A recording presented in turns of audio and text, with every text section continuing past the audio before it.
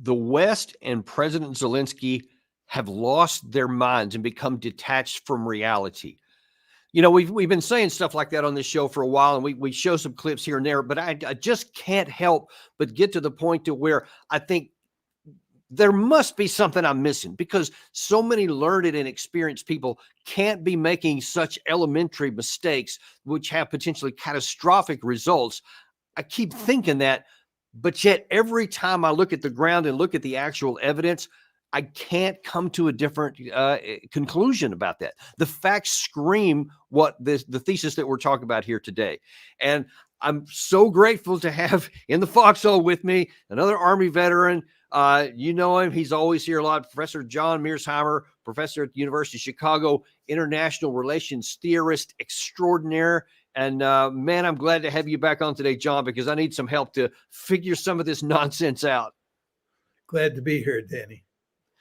Well, I mean, I don't really have to provide too much proof that we've kind of lost our minds here. But as you and I were chatting just before we came on the air, sometimes it does make you wonder, what planet are we living in? Because these things, it's hard to see how they could be. How can so many people, as I said a second ago, John, who have elevated, who spent decades of time in international relations, have been in the diplomatic trenches, how do you think that, just generally speaking, we get to the point to where we make such bad choices?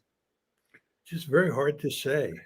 I mean, one could argue that we're just so deeply committed now to this war, and that would include us in the West, especially the United States, but also the Ukrainian government, the Zelensky government, that there's just no turning around. They're going to continue hoping for a miracle. Another possible explanation that I think about is that because it's a war of attrition and it does not involve a lot of movement on the ground, what really matters in this war are the exchange ratios, the kill ratios between the Russians on one side and the Ukrainians on the other. But it's hard to see who's winning that from afar. And because there's not a lot of movement on the ground, and people identify success with movement on the ground, they actually believe that the Ukrainians have the Russians in a stalemate. And now that all this weaponry is going to come across the Atlantic Ocean, that's going to help the Ukrainians rescue the day. This is all, foolishness in the extreme. The weaponry is not going to matter hardly at all. And what matters is the casualty exchange ratio. And when you look at the casualty exchange ratio, it decisively favors the Russians, and it's only getting worse. But I think people are ignoring that, and again, looking at movement on the ground where there hasn't been a lot of movement on the ground. But John, I mean, I can understand somebody who's not well versed in military theory, or who doesn't understand even what casualty exchange ratios are. And if they're just looking at that line, they can go, yeah, it really hadn't moved much this year. I can see where they might think that, but we're talking about people who are supposed to know better. We're talking about generals and people who are like secretaries of state and that kind of thing, who should know that all the things you say, to even some more granularity than maybe you and I have even talked about here. And yet you still see them going down this path. So I still remain puzzled. Well, I think, Danny, that most civilian policymakers in the West have remarkably little knowledge of military affairs. Hardly any of them have ever served in the military. And even more importantly, hardly any of them have ever studied war. They've not studied military affairs. So in very important ways, they're babes in the woods. And the problem that you face when you talk about the military is that in most cases, the generals are subordinated to civilian policymakers in the various defense ministries around the world. The one possible exception to that at this point in time is, of course, General Austin, who is the Secretary of Defense. But he's not a real Bolshevik. He's not the sort of person who's going to speak out with an independent mind, which is, of course, why the Biden administration put him there. So you basically have a situation where there is hardly anyone at the top who's steeped in military affairs and willing to cut against the grain on this issue. And, and speaking of Secretary Austin, I don't remember if I've even mentioned this before, but when I was I was a lieutenant colonel. No, I was a major. I'm sorry. When I was in Afghanistan the first time, I worked primarily in the headquarters of CENTCOM, Central Command, where I was a liaison officer between Combined Forces Command Afghanistan, my headquarters, and Central Command that was in Tampa and Doha and at several other places where I was at. And that was during the time when General Austin then was a 2-star general and the chief of staff of CENTCOM. And I got to watch him in these twice daily briefings that we had during the time I was in the command center. And I wasn't real impressed with what I saw even back then, and even less so now. But if he's the kind of guy that's going to, get along to go along, or go along to get along, then maybe that's why he's in this position. But here's how it's rolling out right now. So I'm going to, in my view, this whole problem that we have here starts at the very top. The U.S. government, led by the United States president, has to go. If you're going to go into a war, you have to have some kind of objective, some kind of strategy to go along with it. And I don't see it. And apparently we're not the only ones, because in some congressional testimony and Senate testimony here recently, Secretary Austin was asked, what is our plan? I mean, as far as an end game, do we see a peace settlement? Do we see outright victory? How long will it be before they come back to the well? We just did 61 billion. There's been a lot more prior to that. What can we tell people? I mean, the president actually did try to explain this a little bit last week in response to the aid package. He was on TV, or at least a visible press conference, where he tried to describe it. We've been imploring the DOD and the administration to tell the American people why this is so important, why this investment is there. So what is, in your opinion, the end game timeline? When will they be needing more money? And, what's victory look like?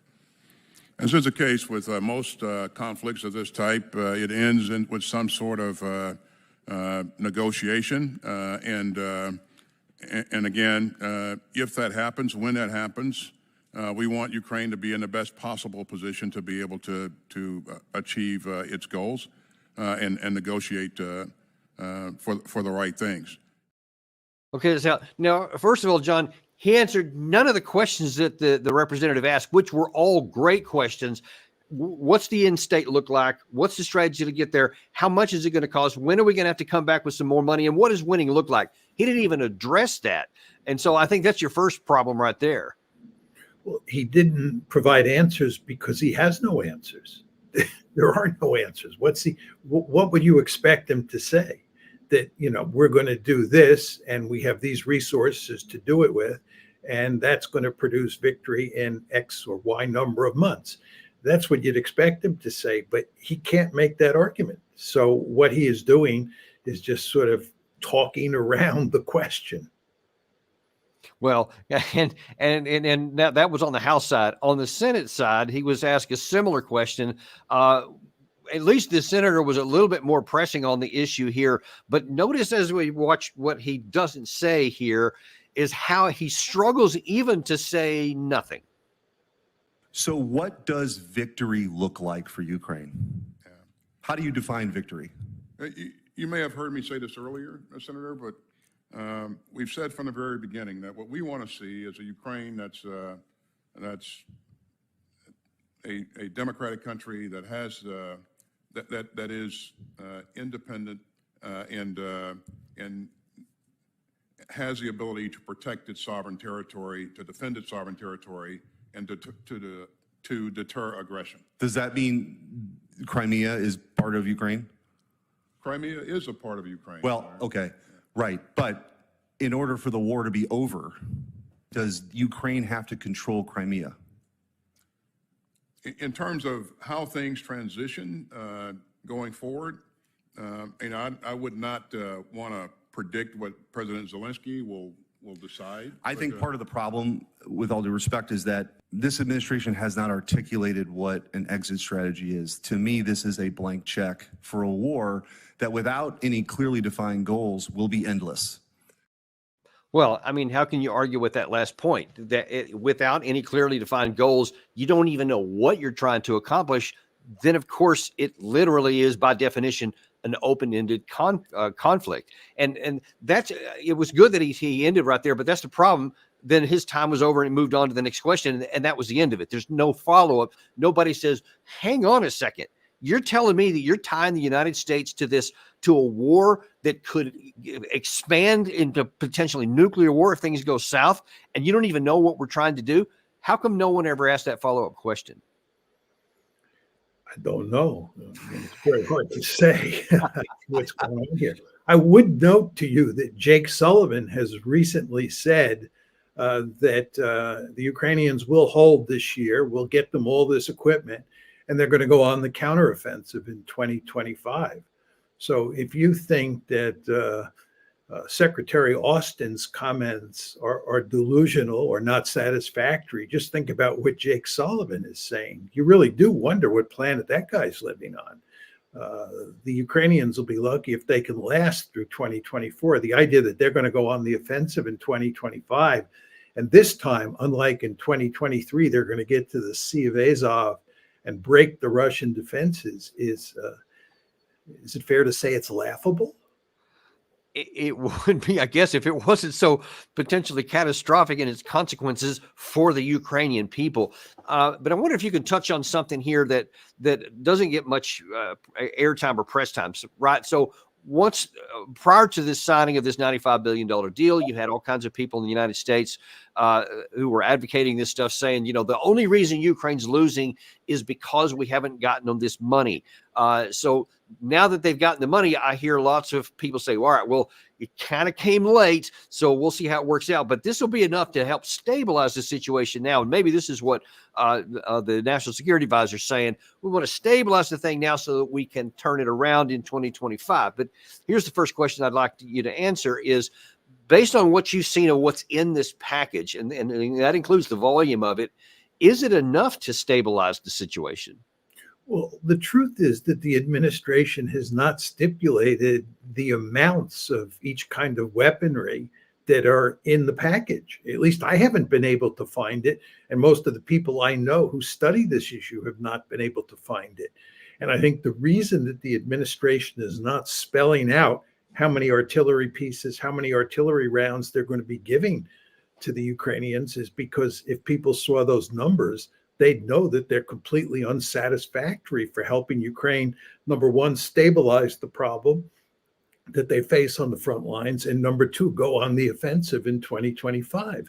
The fact is, we never had the weaponry on the shelf ready to give to the Ukrainians when there was this huge discussion about passing this aid package.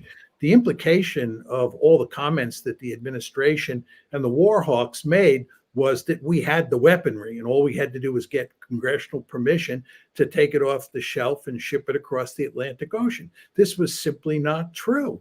And moreover, we have given the Ukrainians lots of our own equipment that we have to replace.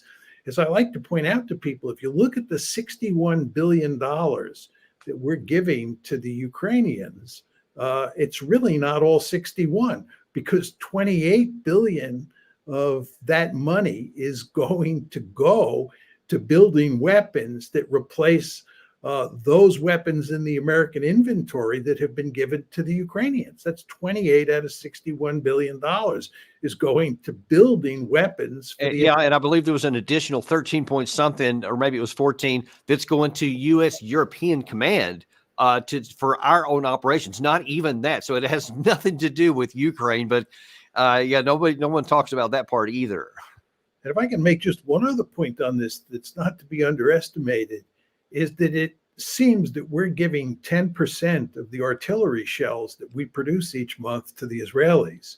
If you look at what the Israelis are doing in Gaza and even up on the Lebanese border, it's quite clear that they have a real appetite, the Israelis, for artillery rounds, much the way the Ukrainians do. And as we all know, from having talked about this issue over the months, that the United States is not producing that many artillery rounds. We don't have an industrial base that can be spun up to produce huge numbers of artillery rounds. And now we find out that the Israelis have a real appetite for those rounds, as well as the Ukrainians. So this makes the situation even worse. And if you could touch on the other issue that I know you've mentioned a number of times before, that almost irrespective of how much ammunition, how many tanks, artillery pieces, whatever you may come up with, the real, I guess, long pole in the tent sort of thing is the manpower issue. And that's what it seems to me that we can print $61 billion. We can manufacture some artillery shells, but you can't manufacture men. Yeah, there's no question about that. I mean, almost everybody agrees who's looked at this situation, including the war hawks, that Ukraine has a significant manpower problem. They have a significant number of people living in Ukraine who are of military age, who refuse to serve in the military. They're basically draft dodgers. And then you have somewhere in the range, I would guess, of about 1 million Ukrainians living in the European Union who are of draft age, who are unwilling to come back. And the Ukrainian government, unsurprisingly, is putting pressure on EU governments to force those Ukrainians to come back so that they can be conscripted into the military. But that's not happening, and it's not going to happen. So the Ukrainians have no way of solving this desperate manpower situation. And there are now reports that they're sending police units and military cadets up to the front lines because they're so desperate for manpower. So you have this huge manpower problem on top of the weaponry problem. So now, why don't I hear, at least not many, of the so-called American experts, I'm talking about general officers here, I'm going to give you a couple of examples in a second, that at least can say, hey, we need a lot more ammunition. This is something we should do, but you got to have trained soldiers, and we got a big issue with that. At least say that the issue here. But instead, we have, like David Petraeus, who just seem to want forever wars. And in this case, he actually says it outright. Check this out. I was not one who believed that you had to actually end endless wars. In fact, I opposed the withdrawal from Afghanistan. Yes, it was frustrating. Yes, it was maddening. Yes, our partners in Kabul were not all that we might hope they would be. We only had 3,500 troops on the ground. We hadn't lost a soldier in a year and a half. There was no reason. $25 billion and an $850 billion defense budget. So we need to be careful about this. This one, we need to ensure that Ukraine prevails when this is over. No explanation at all to who's going to be fighting with this stuff, and he just wants the war to go on for its sake. It's telling, I think, that he was lauding the Afghan model that we shouldn't have got out there, because he said, why did we have to leave? Because we could have stayed with this amount of troops. Not even talking about, was it in our national interest? That didn't even enter the conversation. He just said, because we could have stayed, we should have stayed. And that is so detached from any kind of reality. It's just mind-boggling. Well, he was one of many generals who predicted the counteroffensive would be a great success. And even after the counteroffensive failed, he was still talking about all the opportunities that there would be for the Ukrainians to defeat the Russians. So he's not somebody I take seriously. I mean, the fact is, Danny, if you want to be in the mainstream media and you want to be featured as a prominent military officer, retired military officer, commenting on wars around the world, there's a certain line of argument you have to make. And if you don't make that line of argument, you won't appear on TV. If you make the kind of argument that you're making or I'm making now, you're unwelcome. And what they want on TV and the mainstream media are people like General Petraeus and assorted other retired generals who basically speak the party line. The problem here is that they're making arguments that are detached from reality. And the end result is that their predictions are almost always shown to be wrong. Yeah, I mean, I could have pulled up some of the quotes from General Ben Hodges, who also said that famously in early 2023 that Ukraine would be in Crimea by August of that year, who also said it in July, even after it was evident that the whole operation was a complete and utter fiasco failure, which had begun in June to try to get down there. He still repeated that same claim. And yet today he's still giving frontline. You see him there on all the major news networks, both in the United States and in Europe. And I just don't get why no one ever pulls up those old clips and go, yeah, about this. Why is that? Well, again, there is a party line in the United States. There's a certain mantra regarding Ukraine, every dimension of the conflict. And if you challenge that mantra, that conventional wisdom, you're going to find yourself in a lot of trouble, and you're not going to be on television making lots of money like these retired generals are. It's just the way the American system works at this point in time. And the end result, again, is that you get bad analysis because these people are not free to speak their mind, or to put it even differently, they don't bring people on TV who would challenge them. I would point out to you, by the way, Danny, that the one general who really stepped out of line and made a smart argument over the past 2+ years since this war has been going on is General Milley in the fall of 2022, when he said now is the time to settle this conflict. This is after the Ukrainians had done quite well on the battlefield in the battles over Kherson and Kharkiv. He said, this is the high water mark. Let's cut a deal now. But you remember what happened to him. He was shot down. He was told to basically keep his mouth closed and not to make arguments like that anymore, because the White House was confident that we could win the war. And Milley, of course, fell in line, which he is supposed to do because he is a military officer and the political leaders take precedence over the military leaders. But it just goes to show how difficult it is in the present situation we have here in the United States, and again, in the West more generally, to make arguments that challenge the conventional wisdom. And the probability of a Ukrainian military victory, defined as kicking the Russians out of all of Ukraine, to include what they define or what they claim as Crimea, the probability of that happening anytime soon is not high, militarily. Politically, there may be a political solution where politically the Russians withdraw. That's possible. You want to negotiate from a position of strength. Russia right now is on its back. The Russian military is suffering tremendously.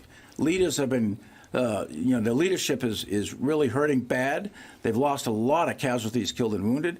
They've lost, I won't go over exact numbers because they're classified, but they've lost a tremendous amount of their tanks and their infantry fighting vehicles. They've lost a lot of their 4th and 5th generation fighters and helicopters and so on and so forth. The Russian military is really hurting bad. So you want to negotiate at a time when you're at your strength and your opponent is at weakness. And it's possible, maybe, that there'll be a political solution. All I'm saying is there's a possibility for it. That's all I'm saying. Yeah, that was one of the few, because I've taken issue with General Milley quite a few times, and that was one of the times when I agreed with him and I thought he was right. But as you say, he got slapped down after that, and then everybody seemed to fall in line, and no one wanted to talk reality for a while. Yeah, I mean, what else can you say? And I often wonder, Danny, what kind of analysis is being done in, say, the CIA or in the Pentagon by experts who are looking at the situation in places like Ukraine. What do they see, and what are they telling their leaders? What are they telling the General Milleys of the world, the General Browns, the Secretary of Defense, and so forth and so on? I would bet, not a lot of money, but I would bet that down below in the CIA and in the Defense Department, there are lots of people who understand what we're saying. And it's just that when their views, get pushed up to the top, they get put back in the closet or locked in the closet. And the high-level officials talk in very optimistic ways rather than in pessimistic ways. But I would guess that down below there has to be there have to be a lot of people who just Well, understand. John, I can give you a couple of direct examples. I mean, you already know a lot of the stuff that I wrote about Afghanistan in 2012 while I was still on active duty after I got back from my last combat deployment there. And I can assure you a great many of the people I talked to knew exactly what the truth was, but it never was able to break through the top. But there was another example from 2008 when I was with the Future Combat Systems. And I recognized, because I'd had armored combat experience, and I knew that this new plan we were trying to get on was going to be disaster if it ever actually got fielded the way that they were going to plan it out there.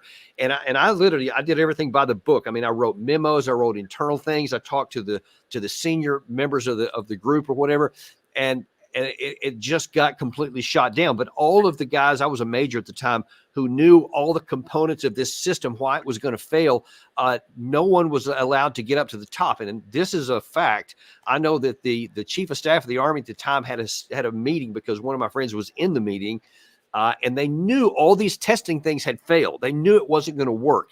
And they said, how can we keep Congress from knowing this? Otherwise, they'll pull the plug on the program. We'll lose the money, and we won't be able to go on forward. And so they devised a way to shield the results from Congress, even though they knew it didn't work, because they wanted to keep trying.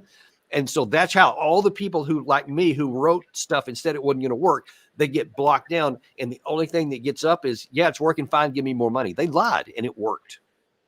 Yeah, I mean, the logic here that underpins my thinking is that when you're in the military, there's a very high premium placed on being brutally frank about what the situation looks like, because you're talking about life and death situations.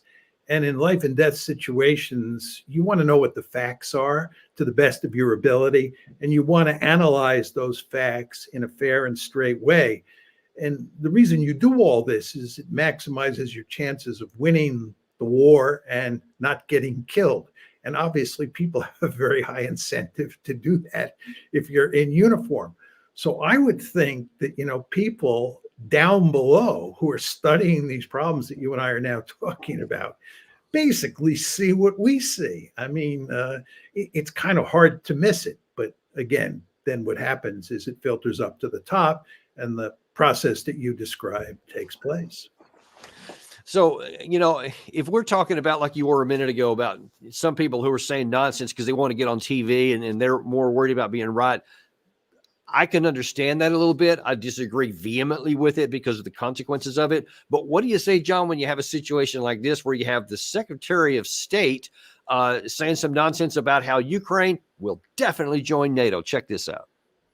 Ukraine will become a member of NATO. Our purpose at the summit is to help build a bridge to that membership and to create a clear pathway for Ukraine moving forward. We will see, I think, in the summit, very strong support for Ukraine going forward in its relationship with NATO.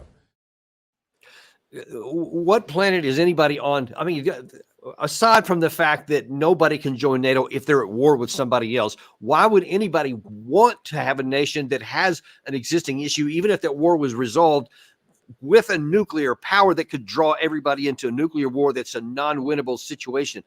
Why do we say stuff like that? But I think, Danny, there's another very important point here, and that is that the more the Tony Blinkens of the world advocate or promise that Ukraine will be brought into NATO, the greater the Russian incentive is to destroy Ukraine, because the Russians are profoundly committed to making sure that Ukraine does not join NATO. And the best way to prevent that from happening is to wreck the country. So what Tony Blinken is doing here is he is just encouraging the Russians to do further damage to Ukraine, or to put it in slightly different terms, to do greater damage to Ukraine. It's a remarkably foolish thing to say, and it's not going to happen. Ukraine is not going to be brought into NATO for the reasons that you elucidated and the reason that I elucidated. But if you talk about Tony Blinken, I've watched him more closely in the Middle East than I have with regard to Ukraine, and he is not a very good strategist. He is, to put it bluntly, not a very smart man. He may be good at taking exams and getting degrees from fancy schools, but when it comes to thinking in commonsensical ways about foreign policy and strategy, he's a second-class thinker. And the results show, both in the Middle East and with regard to Ukraine. Well, it looks like that somebody else agrees with you. Gary, do you actually have that video of the? Yeah, okay. This was somebody who worked for Blinken and talking about some of the same things she saw that you did. Check this out.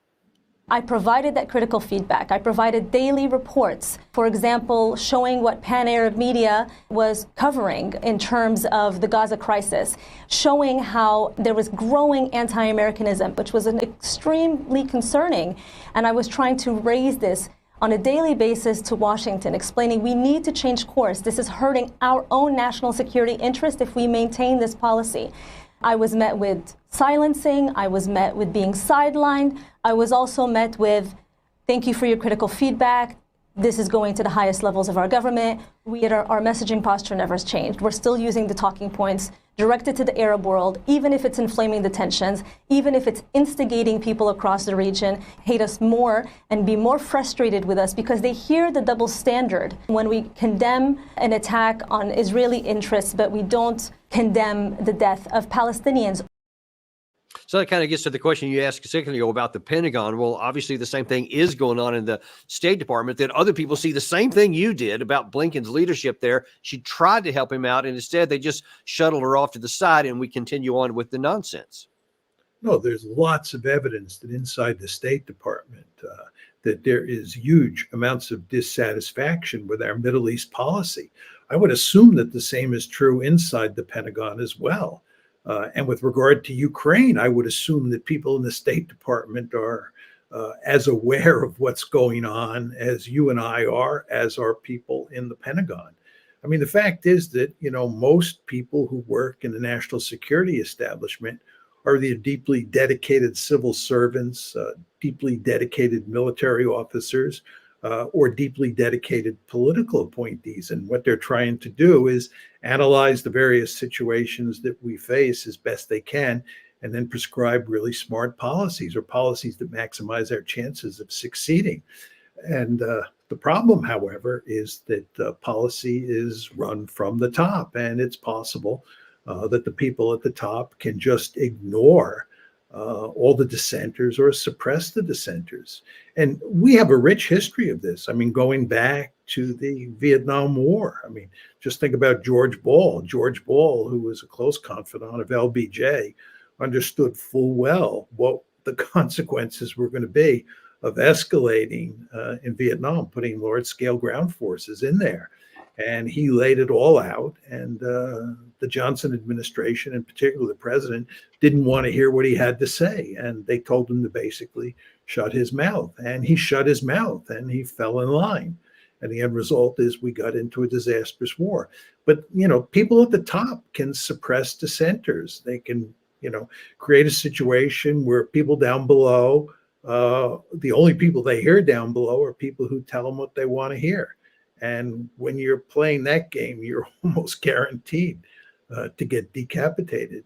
And by the way, we're in deep trouble in both Ukraine and Indeed. and the Middle East. We are really in deep trouble. And it's in large part because the leaders at the top have not been willing to listen to others, including people like that woman who we just heard speak. Yeah.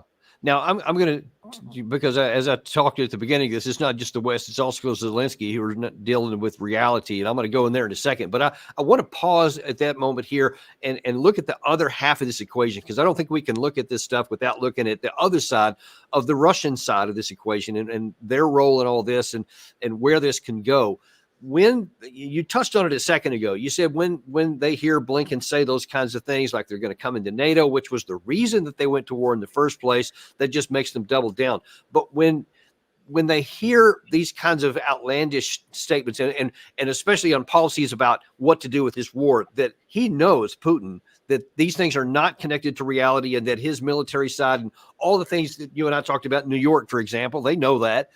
What does this do to their actions when they hear these kinds of things? Does it make them want to seek a negotiated settlement, or as you said, does it make them want to, press all the harder onto victory? My view is that the Russians think that we've lost our mind, right? And they don't think it matters whether you have Republicans or Democrats in office. They think the Americans are just, to put it crudely, they're out to lunch.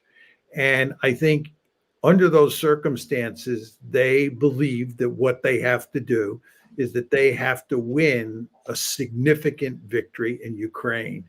And they can't allow themselves to negotiate with the United States or with the West more generally, some sort of political settlement that has the possibility of blowing back on Moscow, right? So they understand you can't trust the Americans. The Americans say one thing one day and then change their mind the next day.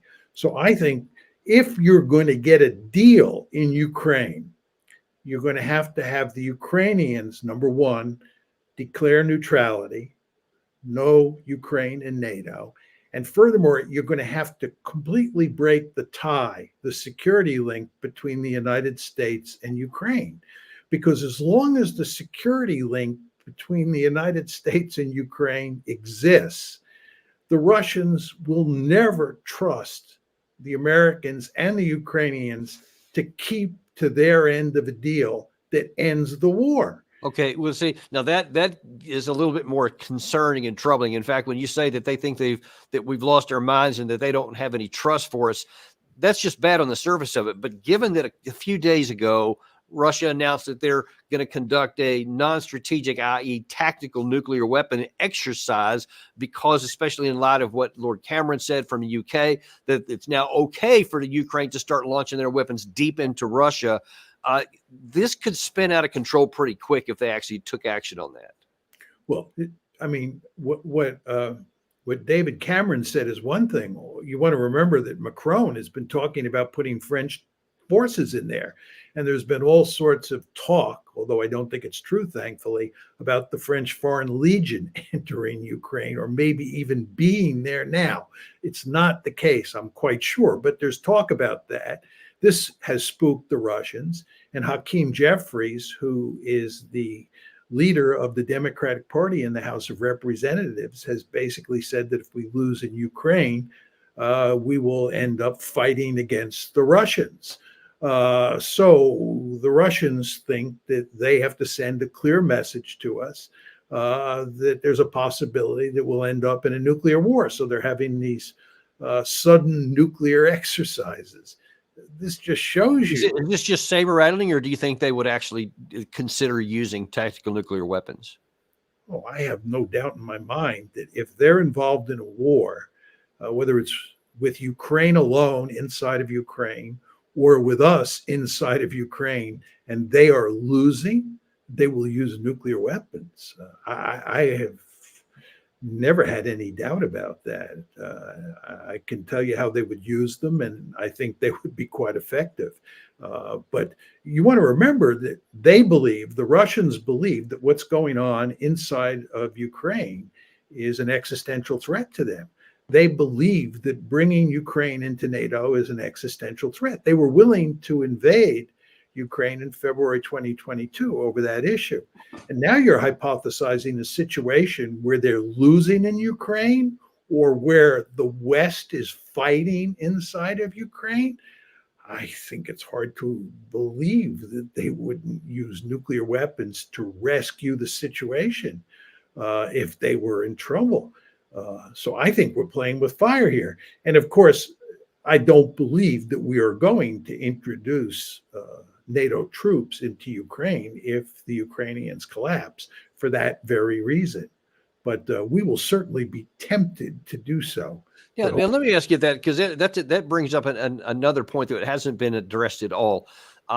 There has been a consensus and actually a reflexive belief without any analysis that if the U.S. or any of the NATO nations actually went to war with Russia conventionally, we'll say if it keeps there for the moment, well, of course, we would do a whole lot better than the Ukraine side here. But I'm not sure that that's right. And let's say that one of the things Macron speculated on about a week ago was that if Russia does break through their lines, he would consider, if asked, to send maybe 20,000 French troops in there. But I've got to wonder, French troops have no combat experience of any sort at all. And I'm just wondering if you put those guys in Ukraine, if they would do any better than the Ukraine side. Well, you'd need many more than 20,000 troops. You'd need a good 100, 200,000 troops to rectify the situation. We're assuming the situation here where the Ukrainian army effectively collapses. So you have to get a couple 100,000 troops up on the front line. And assuming you're not using nuclear weapons, you're going to need lots of tanks, lots of artillery rounds. I don't think the French alone have that capability. And I don't think the Germans have that capability. So I think you'd have to bring in all of NATO or most of NATO, and you'd certainly have to bring in the Americans. Once you do this, you're in a great power war. No. I must say, I find it hard to believe that we would fight, we meaning the Americans, would fight a great power war over Ukraine. Ukraine is of little strategic significance to the United States. That's one of the truly astonishing aspects of this war. Who controls Ukraine just doesn't matter.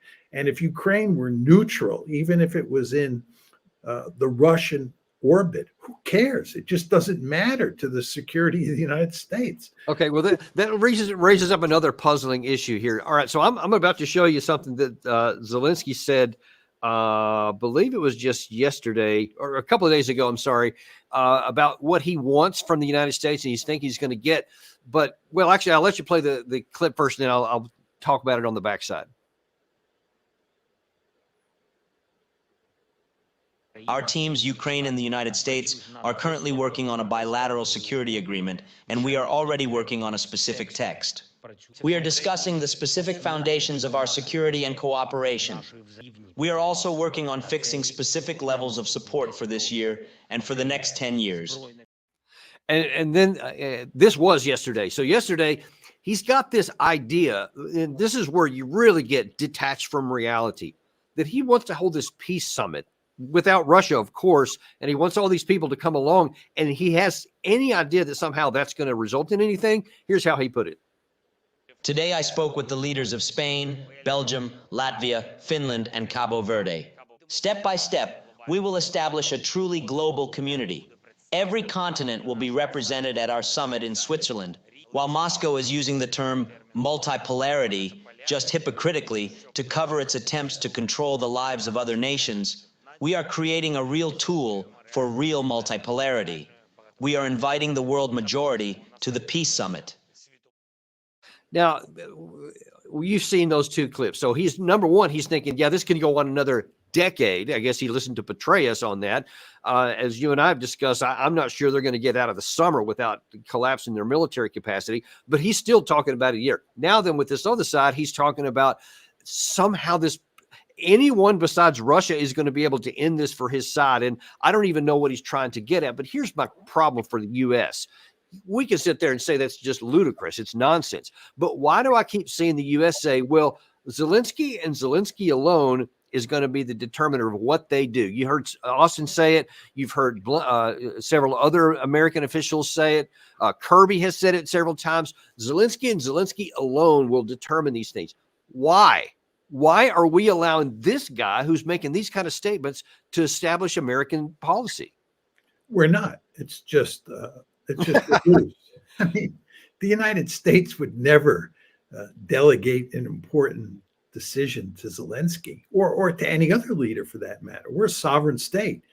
Not only are we a sovereign state, this is a sovereign state that is run by leaders who believe that we are the indispensable nation, who believe that we stand taller, and who believe that we see further than any other country in the world. And we have no intention of letting anybody else tell us what to do. We're determined to run the world. That's basically what's going on here. And we, if anything, run Zelensky. He doesn't run us, and that's not going to change. Well, then why would we want to keep saying that stuff if it's not? Because if that would then imply that, well, it's actually okay with us, we want him to go down that path. where is the benefit to that? Because I just don't see how this benefits us in any way, because unless your comment earlier that there is this fantasy belief that a miracle could happen, short of that, what's the play for our side? Well, what it does is it allows us in a very subtle way to distance ourselves from Ukraine. In other words, if things go south, we can say he's in charge. We advised him, we helped him, but ultimately it was up to Ukraine to figure out what to do on the battlefield, what to do diplomatically, and so forth and so on. You know, when you talk about the peace negotiations that took place in Istanbul right after the war broke out, we like to make the argument that it was Zelensky who walked away. It wasn't Boris Johnson and President Biden who basically told Zelensky to walk because we thought we could win the war. No, it was Zelensky who, because of X or Y or Z, decided this was going nowhere and he walked away. We want to show that the Ukrainians have independence and that these are sovereign states that are operating together against the Russians. But of course, that's not true. Zelensky has been, pushed in all sorts of ways by the West, especially by the United States, even before this war started. And really, just to bolster your position there, as Gary was able to dig up a comment from the president saying nearly exactly what you said. Here's how he put it. We don't walk away from our allies. We stand with them. We don't let tyrants win. We oppose them. We don't merely watch global events unfold. We shape them. That's what it means to be the indispensable nation. That's what it means to be the world's superpower and the world's leading democracy. But this vote makes it clear. There is a bipartisan consensus for that kind of American leadership. That's exactly what we'll continue to deliver. That's what we'll continue to deliver. We don't deliver that as it is. That's just an aspirational fantasy, but yet that animates. That's why I said at the beginning, it starts at the top. And when you have that kind of mentality, then you see all this other nonsense. But I think, John, and I've heard you mention this before, you can have that aspiration, but if you can't back it up, if you can't produce it on the ground, I mean, you're just setting yourself up for disaster. Yeah, it's very important to emphasize that Biden's worldview is not anomalous inside the American foreign policy establishment. It's widely accepted. And anybody who challenges that view is basically considered unpatriotic or delusional for not understanding that we are the United States of America. But the problem when you have that view is that, number one, it encourages you to intervene in the politics of every country on the planet because you think you know what's best for everybody. And furthermore, it gives you no sense of the limits of power. When you listen to Joe Biden talk, and again, he's not the only one. It was true of Madeleine Albright when she first articulated this line of argument. These are people who just think America is so powerful, it can do pretty much everything it wants. And therefore, if it intervenes in the politics of another country, which it's prone to do for the reasons I just described, it's all going to work out for the good. But the problem is that if you look at American foreign policy since the Cold War ended throughout the 1990s and into this 21st century that we're now living in, the United States' track record is abysmal. It's really quite amazing how the indispensable nation has performed around the world over those, let's say, 35 years. We've just really done a terrible job. And a lot of it just has to do with this hubris that you find at the top. We're the United States of America, for God's sake. The most powerful nation in the history, not in the world, in the history of the world. The history of the world. That says it all. I mean, that sums up what I was saying perfectly. It does, we can laugh about it a little bit, but I mean that is deeply troubling to me because this can get us into real trouble that we might have a problem getting out of. And the last thing I want to show you here, I know we're running low on time. There was an article in Politico earlier today where another retired general, General Kimmett, is saying that, how the West is helping Ukraine won't be enough to win. And you might think just from the headline is that he might be saying something similar to us, but he's not. When you look into it deeper, he actually wants to get us in deeper. He says a congressional supplemental was necessary, but it's not enough to reverse the deteriorating situation in Ukraine. It's time to loosen the handcuffs we placed on Zelensky and let him use the weapons and equipment we provided. It's time to take risk with our own wartime stockpiles. And elsewhere in the articles, he said that we should not be worried about getting rid of our, going below the minimum thresholds for our own stocks if we should need them. Not sure how that works out in his mind, but then he says we should give Zelensky and his soldiers everything that they need or want. It's time to take the gloves off because failure in Ukraine could encourage the very war our soldiers in places like Korea stand ready to fight. And then, of course, all these other cascading things. Somehow that's going to make China want to attack Taiwan. But I think it's the exact opposite. If we do the things that he suggested, if we act in ways that Biden is suggesting with his mentality there, I think that we're going to end up causing wars that we want to stop because, and I think you've even said this a few times with the Russian situation, they didn't want to go to war here, but we kept making these, advancements of the military alliance up to their border. And then they felt like apparently that they had no choice. This is the sunk costs argument. We have these sunk costs and people just can't walk away from this.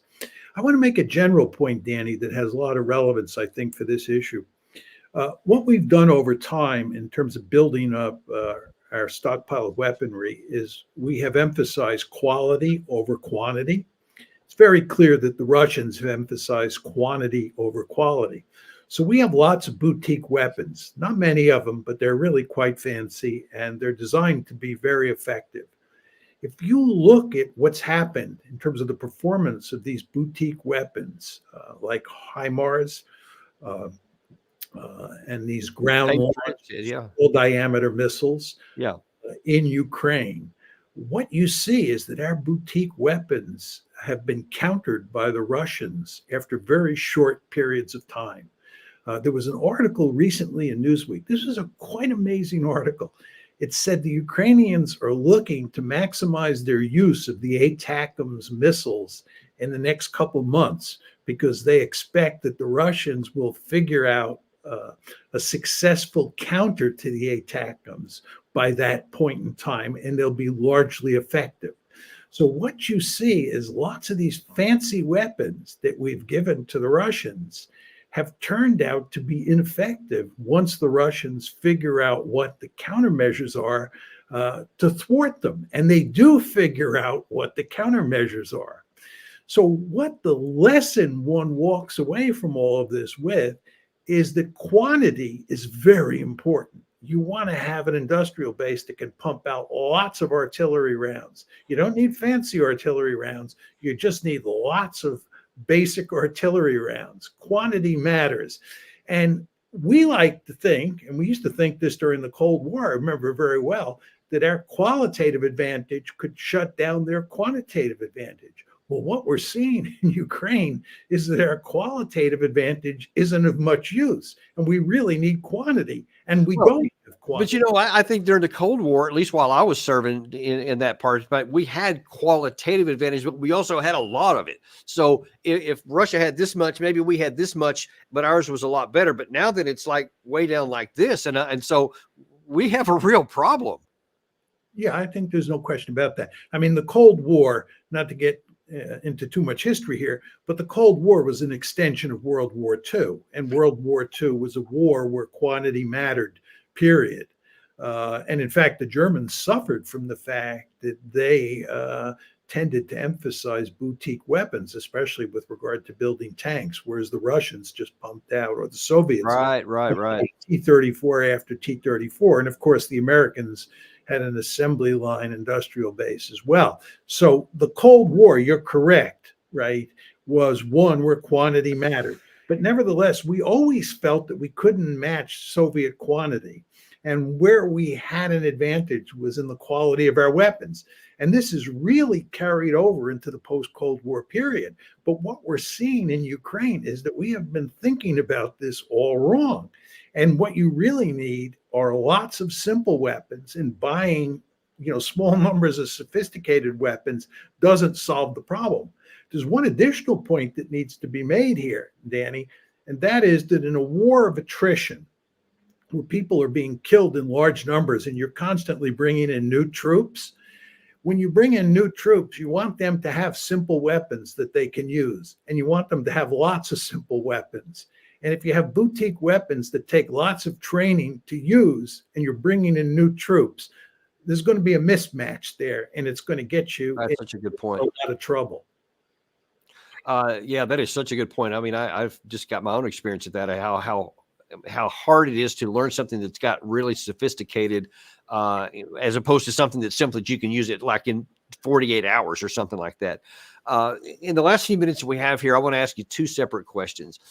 The first one has, I think, the possibility of more optimism than the second one, but I'll ask that one first. What would you do if the White House came to you right now and said, John, we have boxed ourselves into a corner here. We've been saying all these statements for all this long. Now I don't know how to get out of this, but we see the ground truth that you keep talking about here. What should we do right now that we've given this $61 billion, all the mess that's happened? How can we take this mess right now and get it fixed so that we can have some kind of an outcome that's at least positive? Well, there's only one possible solution. And I want to underline the word possible because it's not clear it would work, but it's the only game in town, in my opinion. And that is we do everything we can to shut down the war immediately. And we go to great lengths to create a neutral Ukraine. We get the Ukrainians to make it clear to the Russians that they have no intention of joining NATO. They will be a neutral state, and they will go to great lengths not to pursue a security policy that threatens Russia in any way. And then the second thing that needs to be done, as I said before, is that the security relationship between the United States and Ukraine has to be completely ended. The Russians have to see that Ukraine is independent, clearly independent of the United States. If you create a situation like that, I believe the Russians will see much less of a threat from Ukraine than they do today. And you may be able to get the Russians to work out some sort of deal where they don't take much more territory in Ukraine. And of course, more Ukrainians don't end up getting killed.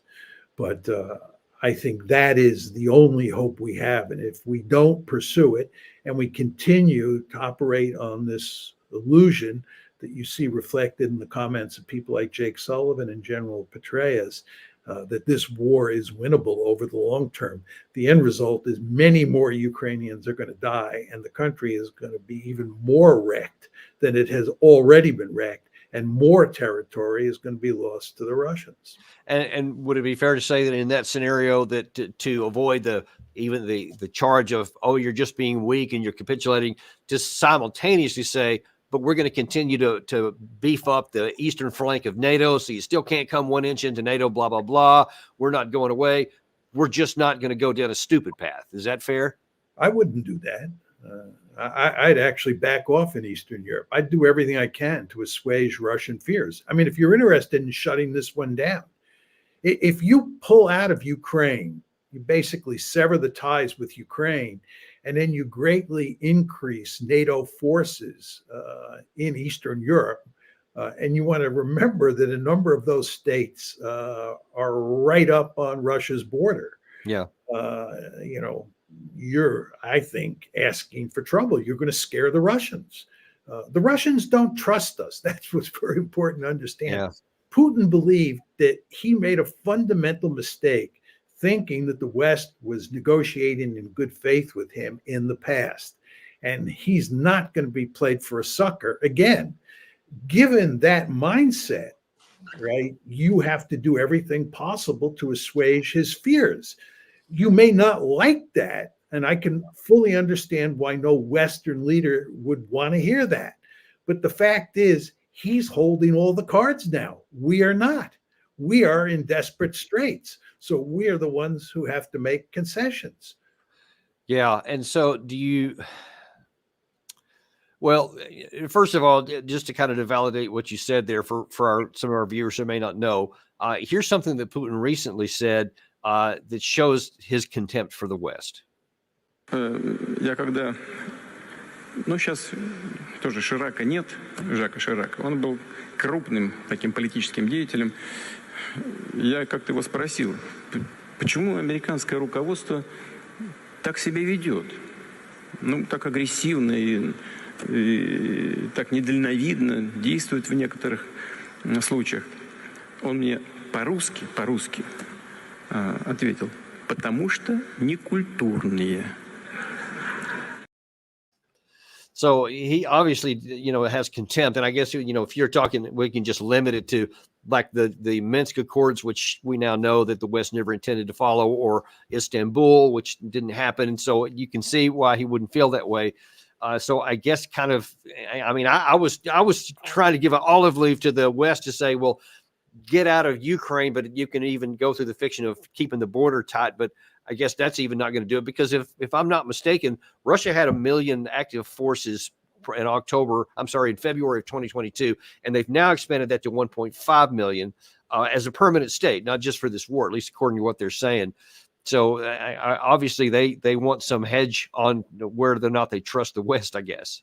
Well, it's very important to understand that the Baltic states, Romania, Poland, Hungary, these countries, which are effectively frontline states, are all in NATO, and they all have Article 5 guarantees. And that should not change at all. And that will do a great deal to deter the Russians from ever attacking those countries. And I am not saying for one second, given that NATO is intact, that we should abandon those countries. My point is that we don't want to be provocative towards the Russians in their efforts to defend those countries at this point in time for the sake of Ukraine. We want to do everything possible to save Ukraine. Ukraine is never going to go. If I'm wrong, but didn't you say something like that in 2015? Didn't you make a recommendation like that back then? 2014. 2014. Oh, sorry. Yeah.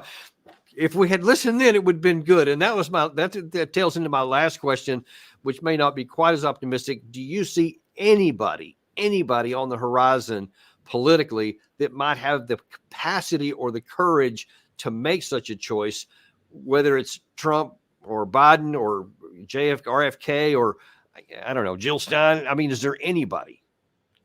Well, someone like Jill Stein or RFK, they're not going to get elected. It's a question at this point in time of whether it'll be Biden or Trump. And Biden is certainly not going to move in that direction. He's quite, dedicated to supporting the present policy, which he created towards Ukraine. And an election is coming up in November. I don't see him changing gears. I mean, Trump may have some interest in going down a different road. He talks that way. But, Trump talked that way in 2016. And after he moved in the White House, he tried to improve relations with the Russians, but it all failed. So it's not clear that he can do anything different than Biden is doing. The foreign policy consensus on Ukraine is it's airtight at the top. It just cuts right across party lines. And it's very hard to see how you change that. The Trump people will tell you that this time is going to be different if he gets elected.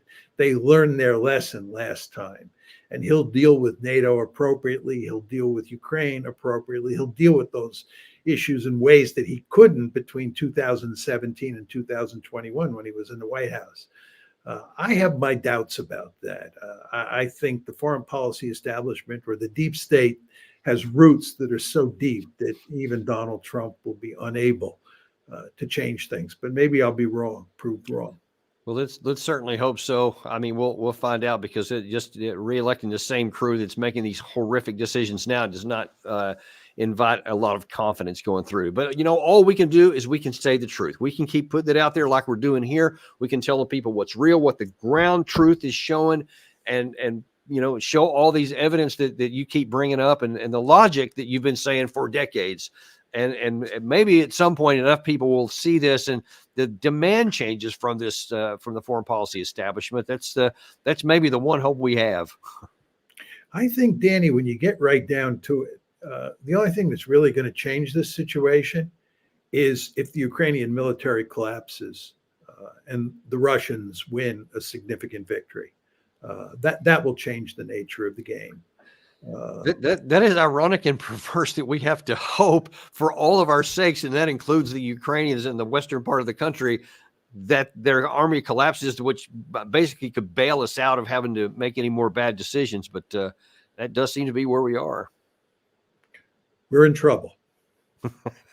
Well, on that very optimistic point, we'll bring this one to a close. Thank you so much for coming on today, though. And even though it's kind of ugly sometimes, it's really useful and helpful to have you come and provide such clarity at the strategic level, all the way down to the tactical level about what's going on here, so that at least we know what we're facing. I appreciate it. My pleasure, Danny. And we appreciate you too. We always value you guys coming on and making these comments that you see in there. We try to put a lot of them up there, but I appreciate you guys talking to each other too as well. Be sure to like and subscribe if you haven't already to our channel. That helps us get more of an audience, because the algorithms on YouTube respond to that kind of thing. And when they see that more people liking it, then more people get to see the truth on shows like this. So we thank you for that. And we will see you on the next episode of Daniel Davis Deep Dive.